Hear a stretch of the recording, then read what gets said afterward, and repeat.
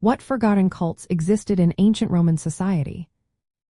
Imagine walking through ancient Rome and stumbling upon hidden temples and secret rites that most people never knew about. Beneath the well-known gods and official ceremonies, there were many mysterious groups practicing their own unique beliefs. Some of these groups are now forgotten, but their stories still echo through archaeological finds. One of the most intriguing is Mithraism, a mystery religion centered on the god Mithras. This cult originated from Eastern traditions and became popular among Roman soldiers and lower-class men from the 1st century BCE to the 3rd century CE. Worship took place in underground temples called Mithraea, which looked like caves. Inside, there was often a relief showing Mithras killing a bull, called the tauroctony, symbolizing cosmic themes. Initiates went through secret rites at different levels, focusing on salvation and rebirth. Archaeologists have found many Mithraea across the Roman Empire, especially near military sites. The cult faded away as Christianity grew stronger in the late 3rd century CE. Since no detailed writings survive, most of what we know comes from these underground temples and inscriptions. Another lesser-known group is the cult of Cybele, also called the Magna Mater or Great Mother.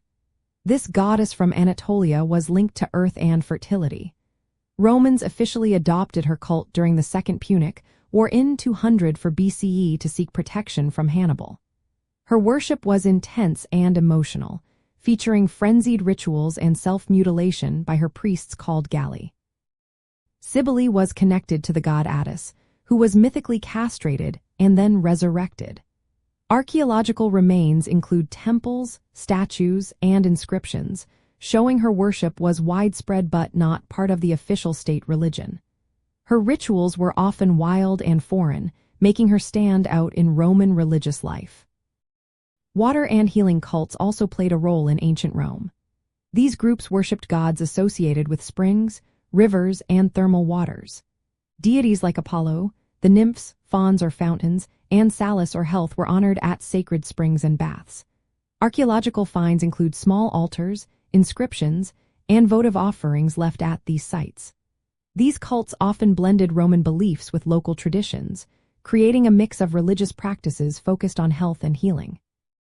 They were usually local and less formal than large temples, making their remains subtle but meaningful. Beyond these, other secret societies and mystery religions existed. The Eleusinian Mysteries, originally Greek but influential in Rome, promised initiates secret knowledge and a better afterlife. The Egyptian cult of Isis and Osiris also spread into Rome, offering personal salvation and mystical rites.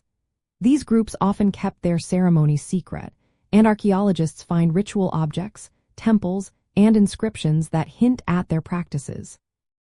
Because they kept their rites hidden, detailed records are rare, but their influence is seen in the art and architecture of the time. All these forgotten cults tell us that Roman religious life was more diverse than just the official gods and state ceremonies. They reveal personal beliefs about death, rebirth, healing, and cosmic order. Archaeology helps us piece together these stories through temples, statues, inscriptions, and ritual objects. They show how many groups from different parts of the empire brought their traditions into Roman society, shaping a complex spiritual landscape. Understanding these hidden religions gives us a fuller picture of how ancient Romans experienced their world beyond the public temples and grand festivals.